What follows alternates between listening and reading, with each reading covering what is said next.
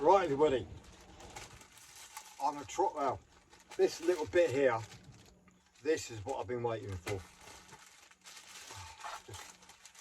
I need to cut it open. Because hopefully in this package is my brand new, turn the lights on. Oh, look, I've got a black eye. Right, so yeah. I am so excited. I sent mine away Monday. It's Thursday. Paid for it yesterday, Thursday. It's 204 quid, including postage. Hopefully, this is this is the invoice which I paid for. So, gently cut this open, and it should take me no more than 10 minutes to fit because the engine's cold. I've had it on and off so many bloody times now.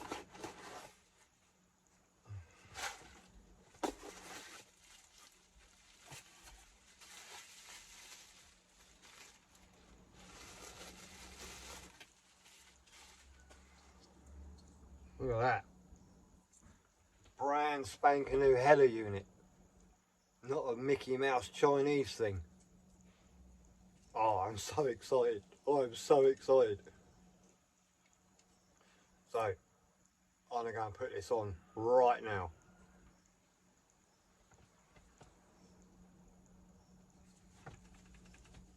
Fingers crossed. Fingers crossed. Oh, man. Oh, please work. Please. Right. Go and open the bonnet.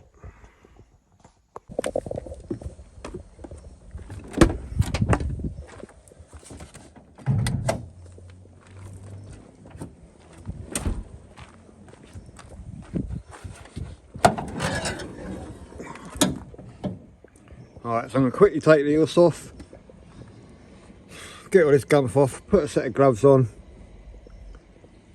Oh, right, I'm just going to do this. Just do it, Sean, just do it. So, what I'm going to do is, because I'm so excited, probably not going to film very much because I just want to get it done. So anyway, I'm going to take all the stuff off from the engine and I'll film it back on, and then I shall start the engine up, let it take over for a while, and then hopefully, fingers crossed, I'm excited, I really am excited, but I'm also a little bit apprehensive. Right, just do it, stop procrastinating, just do it. Back in a bit.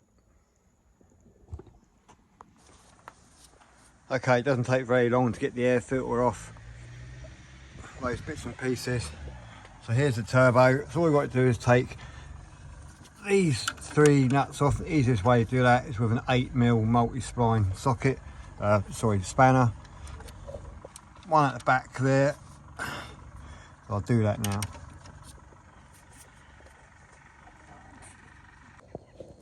Right, all we've got to do is push the heat shield out of the way.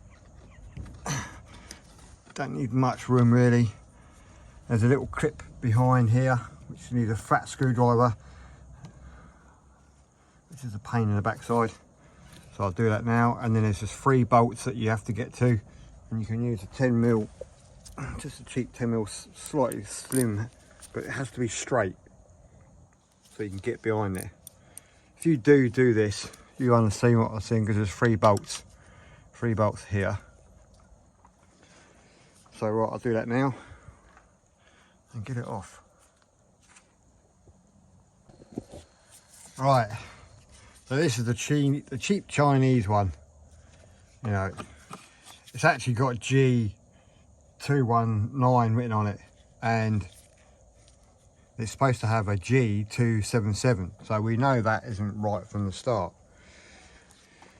I'll show you the difference.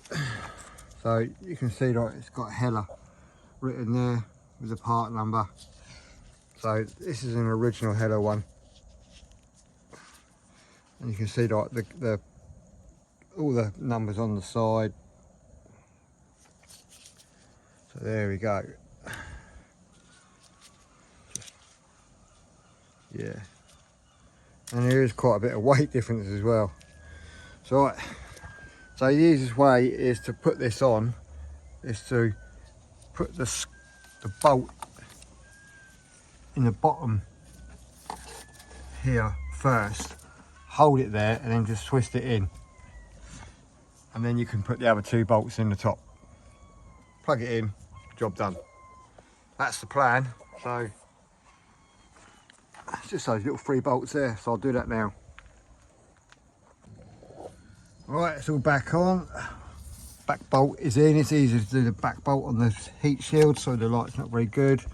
I'm a little bit excited, I just want to get this done. So I did 2 shorter bolts, one there and then the other one back on there. Sorry about the light, it's getting a bit dark. Oh man, as I say, I'm super excited. Probably can't even talk properly because I really am holding my fingers crossed and get this back on. Right, to be fair, it's taken more time to pick up the phone and record this than it actually has to do it. You don't really need many tools. Didn't need that, but just in case, because of the little clip. So screwdriver, 10mm, 8mm, didn't need that. And just for the worm drives. So that's all the tools you need on a cold engine, just to do the turbo actuator, and a T27 to do the little torques for the plastic cover that go in like there. Right, so fingers crossed, bonnet down, job done. Just need to move some motors. Oh, I do hope this just fixes it, I really do. Right, let's get rid of these tools. Make sure nothing goes flying. I'll have to tidy up here. Whew. Right, okay, bear with. Right, where are you? You're there. Everything's all strapped down. Engine started. We're all tickety-boo. I hope this works. I really do.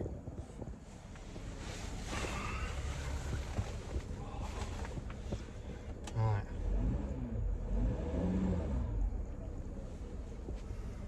Still a bit of whistling, but to be fair, it might be just me overthinking things because my boss is ML. That makes a whistling noise. I need to turn the rear lights out.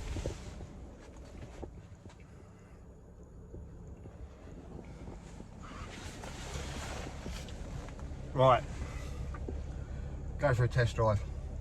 It's a bit dark, so you're not going to see much. But I'll be back in a bit.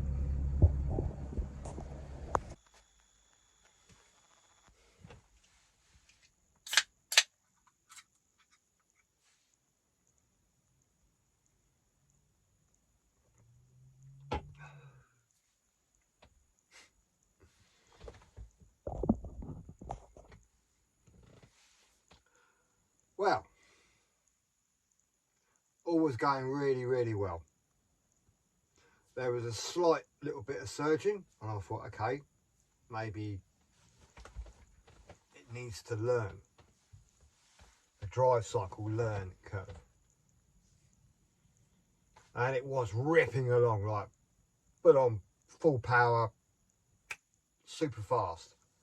Just a small amount of surging from about 1500 RPM to about 2500 RPM. And then full boost, boom, straight round again. Rocket ship. So then I thought, well, hang on a minute, I've got to take it easy. Obviously I haven't driven it for a while. make sure I get it up. I mean, the vehicle, I left it running for a little bit, get the engine a little bit up to temperature. No engine management lights on, but it's like I have now just lost the turbo. But I've got boost pressure. I've scanned it, I've got boost pressure.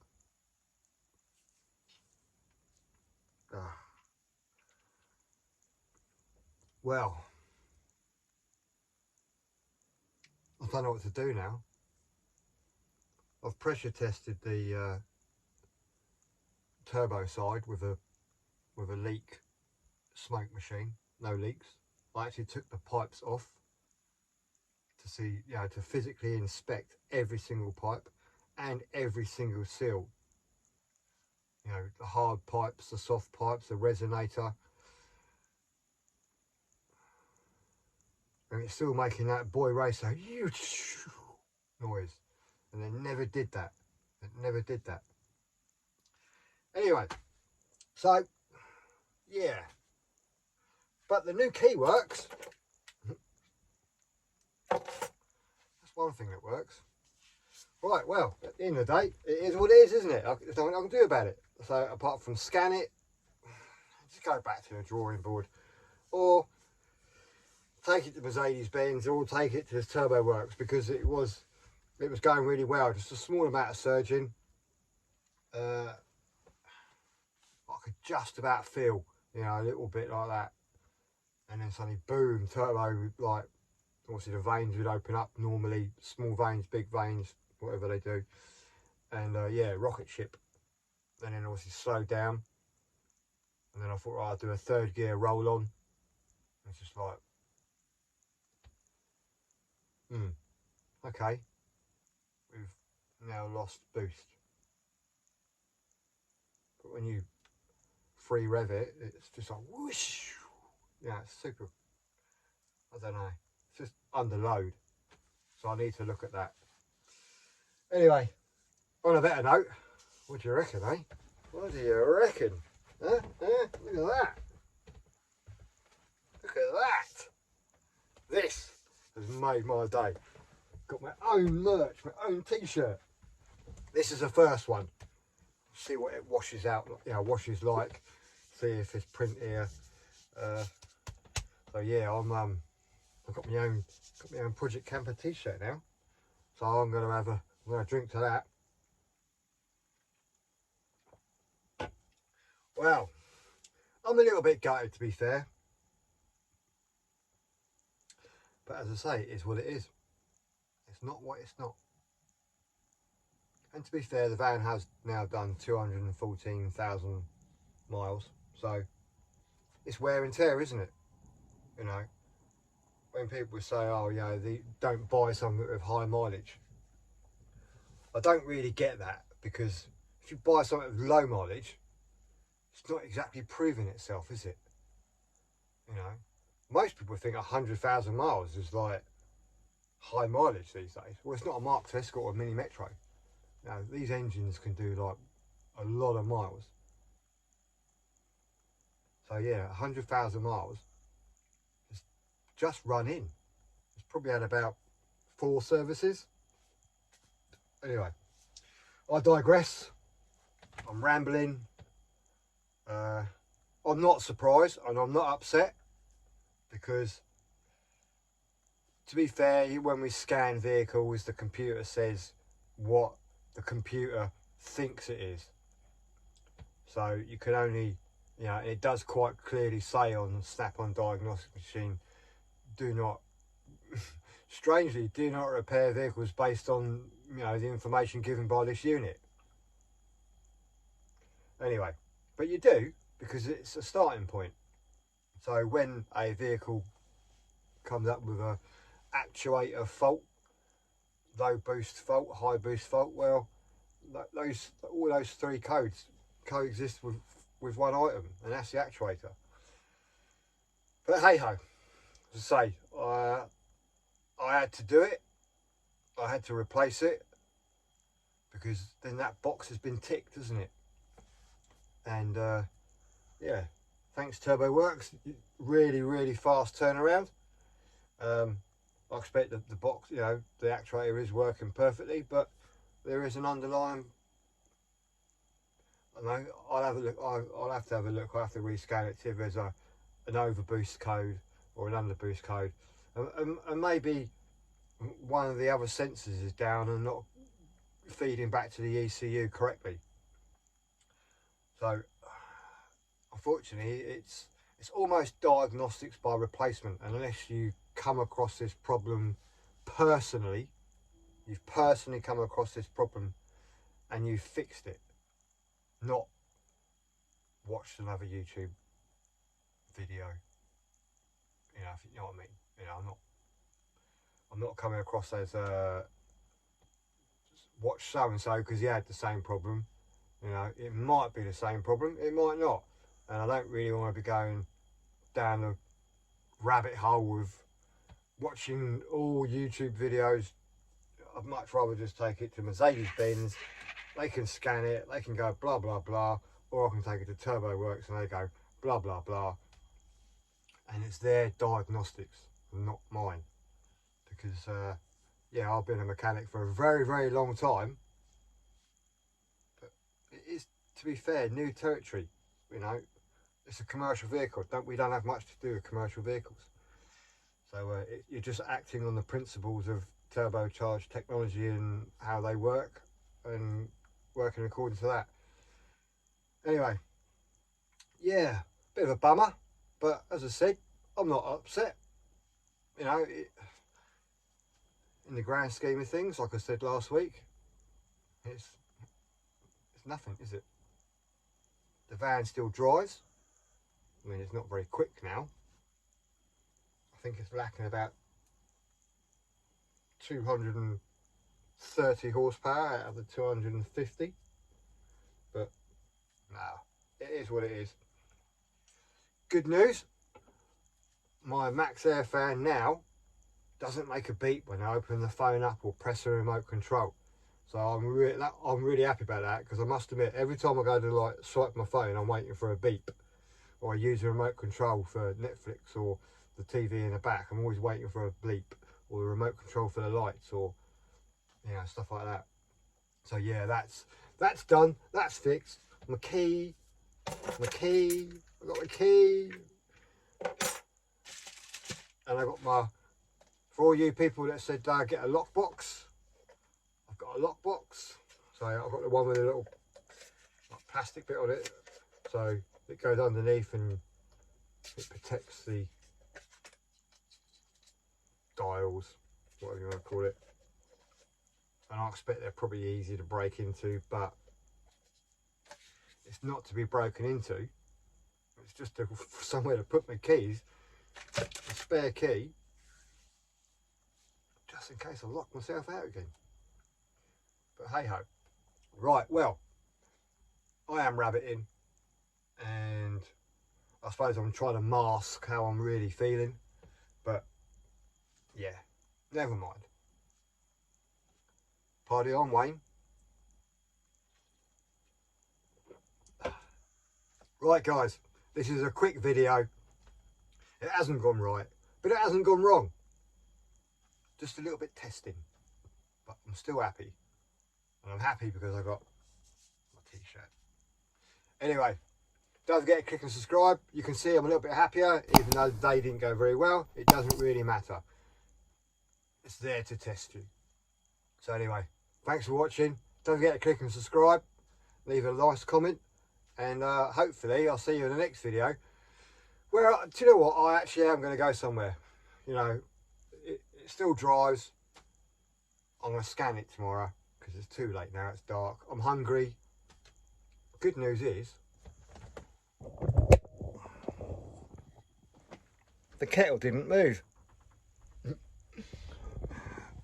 With me driving like my old Mitsubishi Evo. Anyway, thanks for watching. Don't forget to click and subscribe, and I'll see you in the next video. Bye bye.